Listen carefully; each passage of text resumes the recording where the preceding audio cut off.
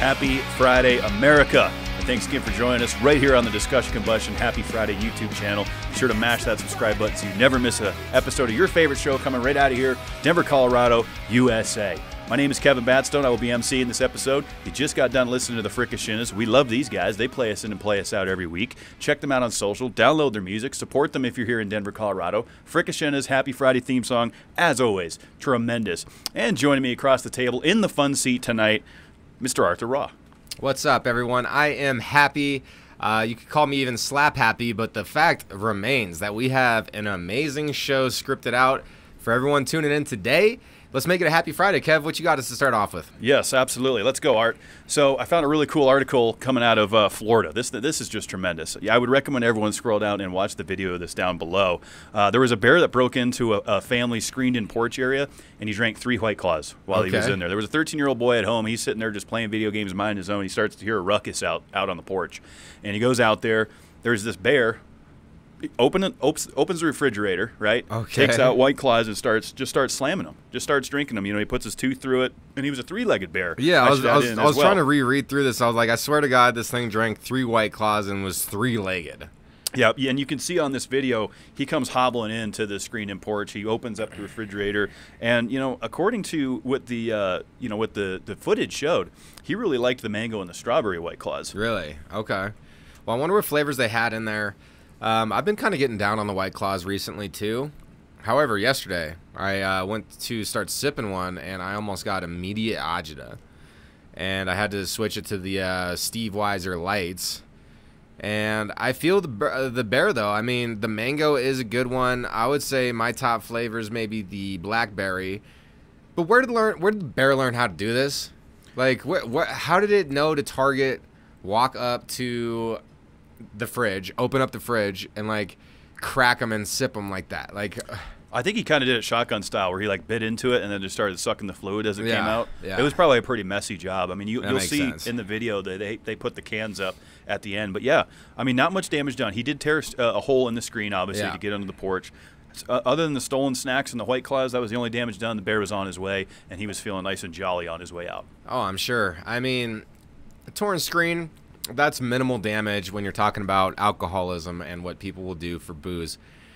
Kev, I know during your day job you've seen some things out in the market, and these people are rough. So hopefully this bear is not quite as rough as those people, but I hope it had a good meal afterwards.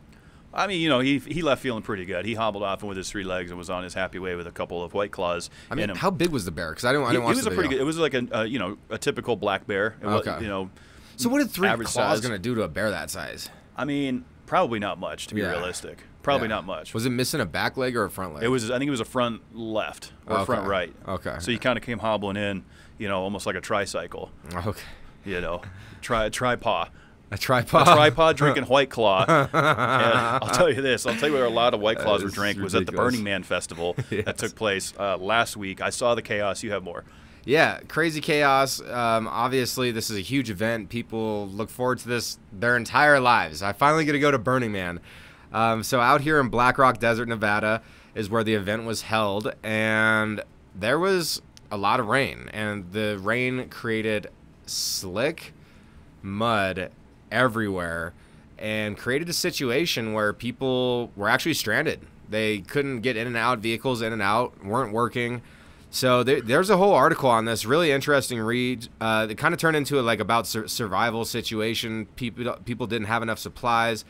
And one of the greatest things that I read about this was this actor, Justin Schumann, who had been there for 11 days. He said the situation brought out the best in people, seeing resilience, people sharing, giving gifts, helping out, trying to do their best to make sure everyone could see this through. There were some people, it took 6 hours, once they were able to actually drive a vehicle out, it would take 6 hours to even hit pavement. So quite strenuous. Some people even would just leave on foot.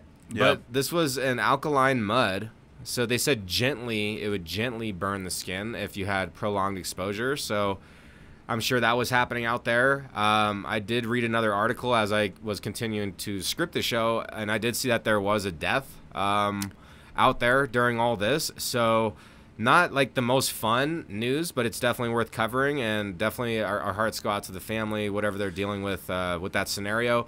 Moral of the story is that if you are planning on going to any of these festivals, these multiple day events, that it's extremely important to over-prepare, because you never know when you might be caught in a situation where you need those extra supplies, or you're actually giving those supplies to other people to help them survive. So crazy story, crazy event. I'm sure it was a Burning Man to remember for everybody who attended. Absolutely. I mean, these festivals get pretty wild usually, even when there isn't conditions like this to go against. You always have people getting wild, people are partying, people are out in the desert. You know, Burning Man's obviously a huge festival. It's up there with Coachella. It's up there with the Woodstocks of the world. You know, Lollapalooza. It's one of the big ones. So you know that fire. The Fire, F-Y-R-E. I was just going to bring up Fire Festival. Yeah, and like the first one was like this whole scam. Well, the only one. There was never another one. No, they're redoing it. Oh, well, that's good. They're working on redoing it. But I don't think it's with, what's his name? He's in jail. The guy that put it on, he was found guilty of fraud. Oh, of course. He got thrown in there, and he's going to be out. And I think Ja Rule was a part of it as well. Yeah. On the original deal. Part of the fraud? Well, he was a part. He was in it with God. I can't think of the guy's name. I'm sure everyone's yelling at us. I've seen the documentary on Hulu, and Netflix even has something about these guys went down there. The yurts weren't ready. They were literally eating like tomato and lettuce on white bread with a slice of cheese. They had like there's like lettuce, tomato, and bread with cheese on it. Complete disaster. And this was on an island. Yeah. So crazy situation there. But yeah, the Burning Man deal, no good. I saw the footage of cars getting stuck. A lot of people were coming together, helping them, pushing each other out.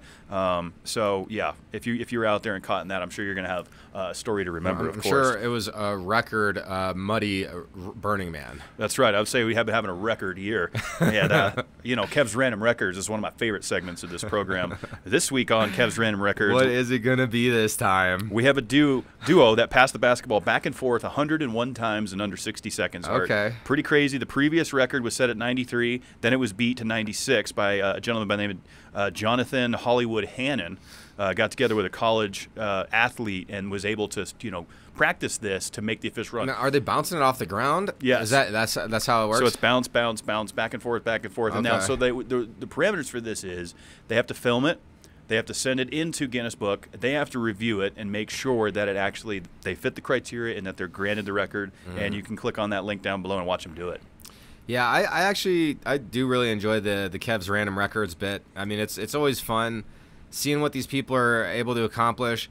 I mean, I feel like when you're out looking to break records, sure, there's some older folks that do that, but it's generally like your younger people who are out here like, all right, how do we fill some time? How can I solidify my name in history? So they did it, man. They did it. They did, and it's they were up in Idaho. Was the guy that did it. A fellow named David Rush, which he apparently holds a lot of records, not just in this basketball passing. So this is a record. What would you call that? He's a record hunter. He's out there hunting down these records. Yeah, and that's why he put Hollywood. Didn't he do another one that we covered when we were Happy Friday Denver? Yeah, because I feel like I've seen that middle name, Hollywood, in there before. I don't remember what it was, but yeah, there was a fella out of Idaho that we covered. I think it was the same guy. Obviously, if he's chasing 250 Guinness World Records, then obviously I think he was one of them that was in the conversation. Yeah, Jonathan Hollywood Hannon's going to make the list again. I guarantee it. Oh, yeah, he's out there getting them records for sure. And, things that are recorded and things in history, they're always good to, kind of bring back a little bit. And I like this new segment that you're looking at doing here, Art. We're going to do Today in History. Yeah, I think this might become a new weekly segment here. Today in History, September 8th. Not all these things are good things, but it is fun to talk about. So highlights in today's history, we had the Galveston hurricane kills thousands. President Gerald Ford pardons Richard Nixon. That's big. Nazis begin the Leningrad siege during World War II. Oof, God, that. I mean, I don't know if there's any other World War II buffs listening right now, but we all know the significance of Leningrad. Yes. Comedian Sid Caesar is born.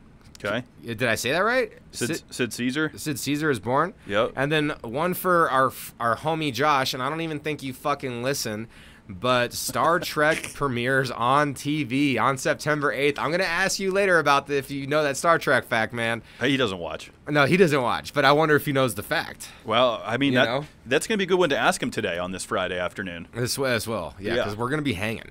Most likely. Well, actually, no, I might. I got things going on tonight. So do I. I'm going to get into what I got going on a little bit later. Yeah, busy boy. In the That's show. a busy boy. Yeah, absolutely. So, one of the topics that we like to always cover, too, here on Happy Friday America is a Would You Rather. Okay. And so I think you guys are starting to pick up on it. Just comment down below what your answer is. Head over to our X profile, Twitter X, whatever you want to call it, Happy Fry USA. Okay, that's at Happy Fry USA. You can vote on this poll. This is a good one this week. This is a tough one. I've had to think long and hard. This one is tough. It goes like this. So, would you rather never be able to read another book or never watch another movie? So it's books versus movie. One's got to go. Art, which one are you going with? Well, both of these are essential forms of art and communication, obviously, for different reasons. Initially, I just went with the book because I'm like, let's go old school. Let's go old school. But putting more thought into that, I actually was definitive. I'm gonna go with I'm gonna continue to read books.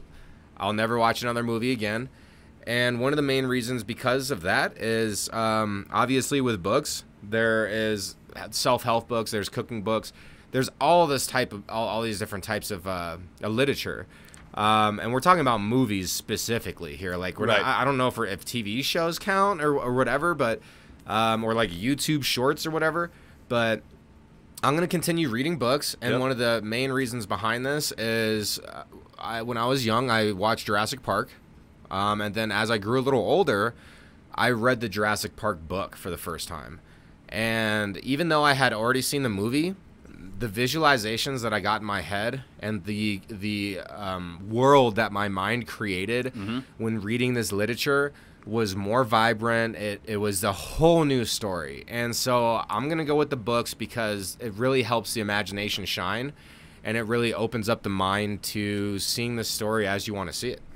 I am going to go unanimous on this, and I'm going to take the books that I am going to have. So in other words, I'm ditching movies. Okay, so, we're both ditching the flicks. Yeah, ditching the flicks for a couple reasons. Books, you can pretty much read at any point, anytime, anywhere. Movies, you have to be in front of a TV screen, has to have electricity. Oh, that's true. Sometimes has to be hooked up to an internet. You can read a book on an airplane, stranded on an island, at the pool, wherever. True. Books can go anywhere, so you just have more accessibility with it. I like right? that. No matter what the scenario is. And I like movies. We've talked about movies we like. I just saw one of the most epic movies of all time, Gran Turismo. Epic. Awesome. Cried. It was great. But that's what makes these Would You Rathers tough, because it makes you think a little bit. They're not supposed to be like easy peasy. This is a tough one. I'm taking the books, man. The books are coming. The movies are staying. Books are coming. Movies are staying. Oh, Leaving the movies behind, taking the books. okay. I was like, Kev. Yeah. So all the watchers, viewers, would you rather be able to read? Are you choosing books or movies? Leave a comment here on YouTube, on Twitter, or AKA X. Go ahead, check out the poll there. We appreciate all the support. Yes. So when I saw Tom Brady's name pop up, I know you love Tom Brady, and honestly, he's a GOAT. He's a GOAT. It's the first time in 23 years we won't be seeing him on the football field, but we're going to be seeing him in other areas. Yes, we will, and he's GOAT. No one's done it like him, and Delta Airlines has seen this recipe for success and have made Tom Brady a strategic advisor, a first of its kind multi-year partnership. So what Brady will be doing for Delta Airlines, he's going to be helping out, making sure that Delta Airlines he wants to look into the teamwork, the tools that the airline is using for more than 90,000 employees. He wants to keep so leaning into the Delta's keep climbing ethos. Brady will support the company's brand identity and select elements. So he's going to basically work with them. I bet you he comes in, does a lot of motivational talks, and I think he's going to be a great presence for any company that is fortunate enough to work with the man. Well, I mean, look, Tom Brady's got a lot of irons in the fire. He has some ownership in the Las Vegas Raiders. He bought into... I didn't know he was on the Raiders. Yep, he bought into their ownership. He bought into a football club, football being soccer, that is, as well. So he's got his... Well, I guess he's got ownership in both kinds of football, which is actually pretty cool. So, and of course, you can't forget the TB12 method that he owns, which is nutritional bars, protein powders, things like that. So Tom Brady's definitely an entrepreneur, and he continues to motivate people. The LFG You know, that's his acronym. Let's fucking go. Okay. He carries that LFG, baby. Yeah, he carries that into a lot of things. So, I mean, you know, I don't personally fly Delta very often. I'm more of a Southwest American Airlines kind of guy. Yeah. But good for Tom, man, for you know, getting these guys going and partnering up. You know, I think it's pretty cool. Tom's not the type of guy that you're going to see in retirement just sitting around doing nothing. No, and honestly, LFG and F sitting on the COUHCH. Okay, fuck that. We like staying busy. We like staying productive, and you got to take risks in life. And somebody that took a major risk that flew on a Delta airline was they may have drank too much the day before. Maybe they ate too much crappy food. But while we were looking through these articles, and speaking of Delta, here is a funny article headline: Delta flight returns after passenger has a diarrhea all the way through plane. Good God. I don't know what that means, but if it means how it reads, there was a shitty situation. Well, we wouldn't call that as a shit show. It turned into a shitty fuselage, is what it was. I mean, obviously this person had some defecation that needed to happen. It's pretty grotesque, pretty gnarly for sure. That this guy was shitting all the way through the fuselage from the front to the back, middle, wherever he was sitting, and just left a nice trail of diarrhea, which I'm sure was just absolutely horrendous. My guess is that they were trying to be a decent human being. They knew something was about to happen. And in their attempt to make it to the powder room, they actually shit themselves and continued to try to get to the restroom. It's got to be a pretty embarrassing. Shit all over the plane. It's got to be an embarrassing situation. So embarrassing. They had to turn the flight around. I mean, I just grabbed the article, the headline. I didn't even read this article. I was just like, we're talking Delta. It's too good to leave out. It's too ridiculous. Delta diarrhea right there. That sounds like a punk rock song. Maybe the Fricationists can write Delta diarrhea on their next record. But some other crazy things going on was a dog escapes a house and sneaks into Metallica. Where do you find these articles, man? Where do you find this shit? This is such a cool article. Just scroll down and give it a look. You can see a picture of the dog literally sitting in a seat at SoFi Stadium. Escape from the house. The owners of the dog have no idea. The dog's name is Storm. Okay. And it's kind of funny because the writers of this had a pretty fun rendition on it, and they said the dog's favorite song was "Master of Puppies." And the mailman that never comes. So if you're a Metallica fan, you can kind of see the spin on those songs. But anyway, this dog escapes a house in Southern California. It was a German Shepherd named Storm, and sneaks into SoFi Stadium. First of all, I don't even know how it did that. I mean, SoFi Stadium's massive. Everyone loves dogs. Like, the dog can just get through. You don't even need a discussion combustion media pass if you're a dog. Yes. No, you don't need to get 86 out of these events with a media pass when you're a dog, because you can just walk in, find a seat, and watch one of the most epic bands of all time on their 2-year tour here, Metallica. Cool dog, cool name. Dog was returned home safely to the owners, and they still don't know how the hell the dog got out. So I wonder if these owners are metalheads, you know, and like somehow the dog just could hear this and is like, I have to be at this event. Like, I love this type of music. I love this type of energy. How does the dog end up there? I think it's just great. And the fact that it ended up getting its own seat. Yeah. You know, people are like, no. This is VIP right here. Dog's just chilling, rocking out to Metallica. It's a really fun story down there in Southern California, out there at SoFi Stadium in Inglewood. And, you know, speaking of California, we got some updates on all the rain that they've had this year. Yeah, good news. We like to put some good news in here. Sometimes it's not always good news, but that's life. But we did find this article. Good news for California. Winter rains cured California's 3-year drought, and summer's record heat didn't bring a new one. So that's awesome. It's remarkable. Things had occurred. So normally a thirsty state, aside from a couple splotches of land in the north and southern borders of the state, the 3-year drought has been entirely cured. And this is the first time since April of 2020 that no part of the state was considered stuck in exponential drought. This is good news. It is good news. We won't get too much into climate change or anything like that, but any of these little wins like that, I think, are great. We've had an interesting summer here in Colorado as well. A lot of rain here, yeah. And you know, I wonder how our rainy summer here in Colorado is affecting all the states that feed off the Colorado River. Well, you know, that has to be a major benefit for all that. Absolutely. No, it's been good for a lot of reasons. I mean, the weather's been crazy across the entire United States of America. I mean, you look at the heat down in Texas, you look at the rainfall that we've had here, and the extreme humidity, the drought. I mean, there's a drought down in the New Orleans area and down in the Bayou, a place that you would picture it's pretty swampy, it's below sea level, it's wet. They have not had a lot of rain down there. So, it's crazy how the weather patterns change all over the country. But good news for California, keeps the wildfires down, keeps the reservoirs, lakes, and streams filled up. It's just good all around.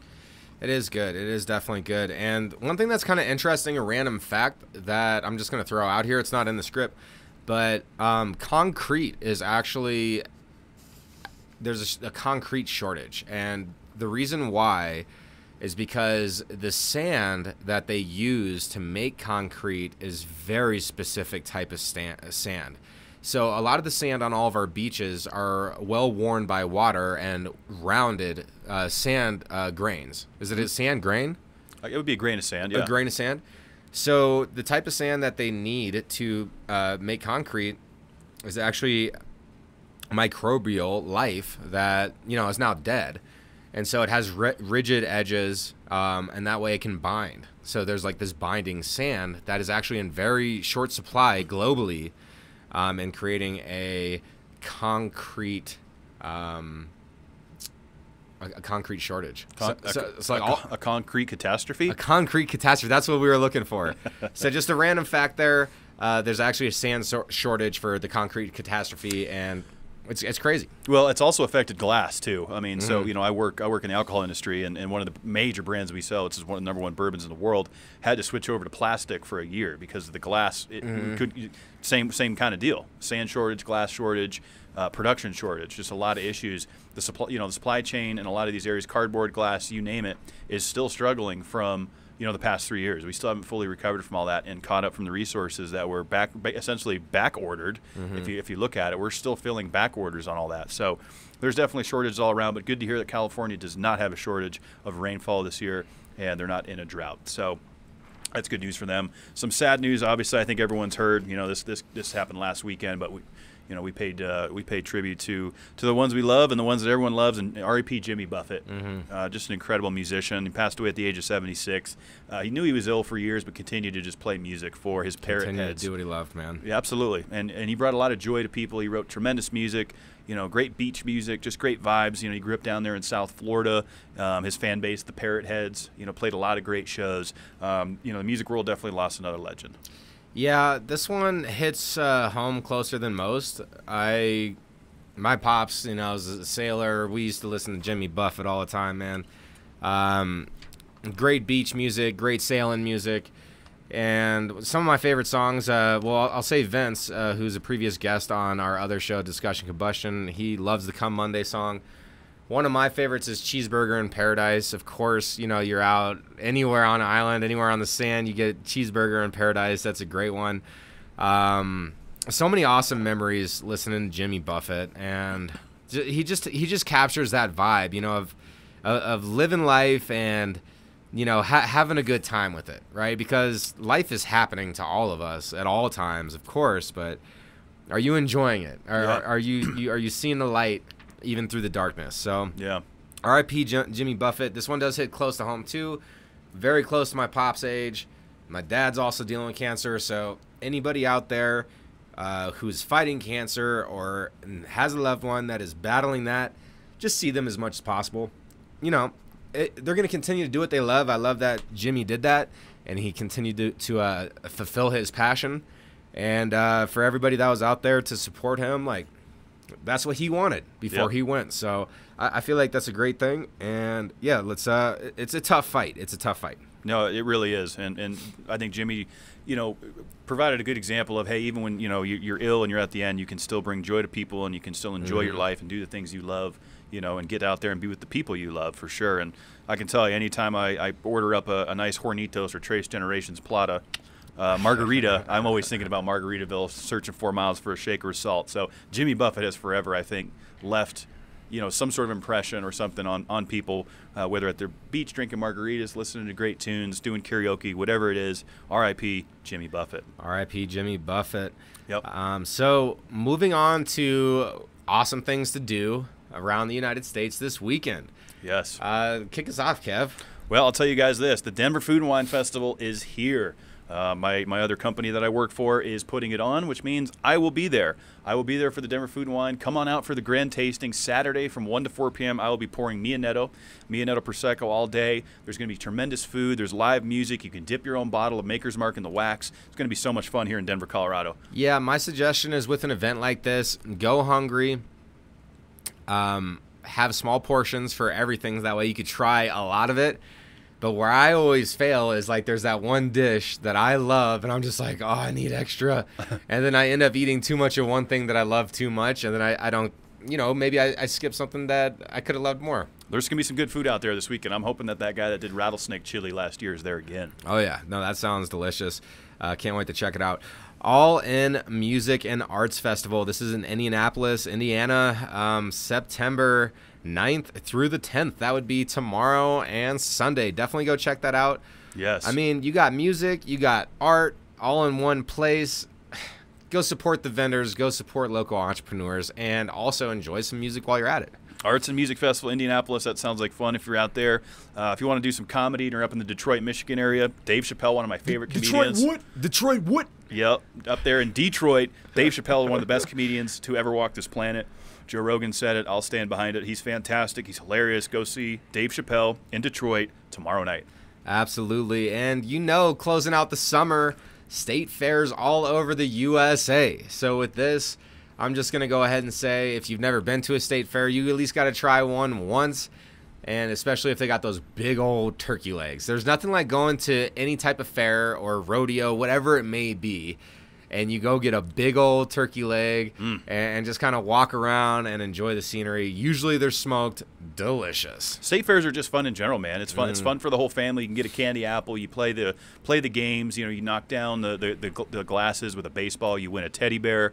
All that kind of stuff is just a lot of fun. And every state has like their own thing. Like Kentucky has like a rooster crowing competition, and like it's just kind of cool. I'd be curious to see like what every state's thing is. Yeah. What is Colorado's state's thing? I don't know what we do here. I mean, I think we a big thing here is the trebuchet, the pumpkin trebuchet. Is that what where we do? They launch the pumpkins like okay, tenth of a mile. They get these things whipping around. Epic. On the pumpkin launch. But that sounds like fun. So one thing with these fairs is like, yeah, you're gonna overpay. It's shit's spendy, but you'll get another check. You won't get the weekend back. So who cares if you blow some cash on a state fair and have a good time doing it, man? That's how I look at that. Watch out for those rickety rides out there. Them rickety rides can cause a lot of problems. Them rickety rides with loose washes wiggling around. Yeah, for sure. But definitely have fun with that. If you're out in Las Vegas, Nevada this weekend, always a fun town, always great entertainment out there. Ed Sheeran's in town. He set a new attendance record here in Denver, Colorado. So he's going to be putting it on. I heard it was a fantastic show here. So Ed Sheeran's going to be in Las Vegas this weekend, rocking and rolling. Great guitar player. He's a Martin guitar player. He's fantastic. So we have entered into the playoffs for NASCAR. Where are they going to be at this weekend? Kansas City, my favorite mile-and-a-half racetrack that we go to, right there in Kansas City, Kansas. The Hollywood Casino 400, it's the second race of the playoffs, second race of the round of 16. It's starting to heat up. It's going to be a fantastic race. I'm smoking some ribs for it, Kansas City style. Woo. Ooh, let's go, baby. If you're out there in KC, there's still tickets available. Guys, if you've never seen a race, you need to go. Yeah, you got to go check it out. Look, until you go to a race car track for NASCAR and you hear those engines and you feel that energy going around the racetrack, you don't know until you've done it. So thank you so much for everyone who's tuning in. We appreciate all the support here on the Discussion Combustion YouTube channel. And, of course, bringing in a happy Friday with Kevin and I. We're always so happy to be here and honored to be able to have some fun to start off your Friday and kick it into the weekend correct. Of course, subscribe if you haven't. Drop a like. It helps our visibility. And follow us on Instagram and Facebook at Happy Friday USA. Happy Friday USA on Insta and Facebook, and on X/Twitter, Happy FRI USA. Do the Would You Rather poll there. Hit us up if you have any suggestions. Happy Friday America at gmail.com. Again, I'm Arthur Rawe. That's my man, Kevin Batstone. And you're about to hear the freaking shitness. Let's go.